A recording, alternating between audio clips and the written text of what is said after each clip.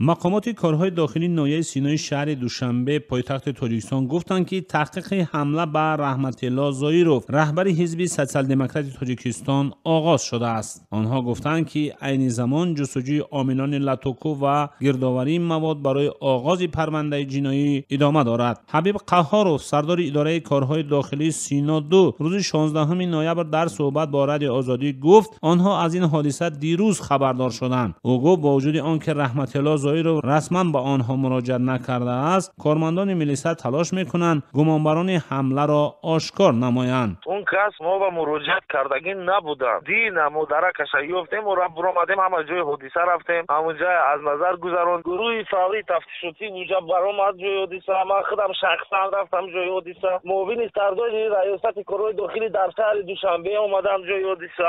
جای حادثه از نظر گذراندیم و این کار سر کردیم و جستجوی دوام دارد. پرونده آغاز میشه. رهبر حزب سوسیال دموکرات تاجیکستان شام 9 نوامبر از طرف افراد ناشناس مورد لاتوکوب قرار گرفته تنها 2 روز پیش این خبر را رسانه‌ای کرد. رحمت الله زایروف 16 نوامبر در صحبت با رادیو آزادی تصدیق کرد که روز گذشته گروه 30 نفری ماموران ملیسای شهر دوشنبه به نزدش آمده مواد رسمی حمله به او را به رسمیت درآوردند. زایروف میگوید همراه مفتشان به جای حادثه رفته چگونه صورت گرفتن حمله را به آنها نشان داده است، ولی او گفت باور دارم که این حمله مثل 10 حمله پیش آشکار نخواهد شد. هرچند مقامات پلیس در حال تحقیق حمله به رحمت الله زایروف هستند و هنوز فرضیه را ارائه نکرده‌اند، اما خود رحمت الله زایروف 2 فرضیه سبب‌های این حمله را پیش بینی می‌کند و میگوید پیدا نمی‌کنم، من اینو باوری ندارم.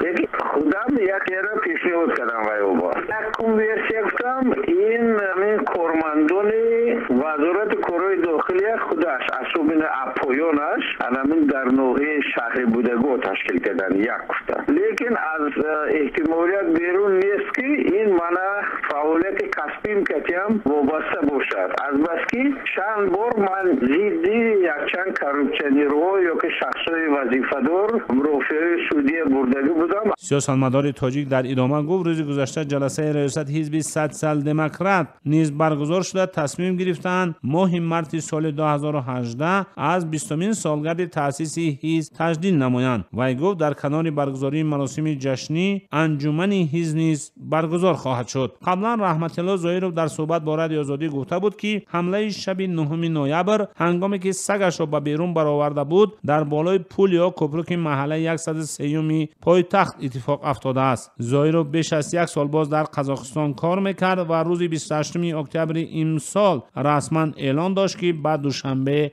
برگشته است.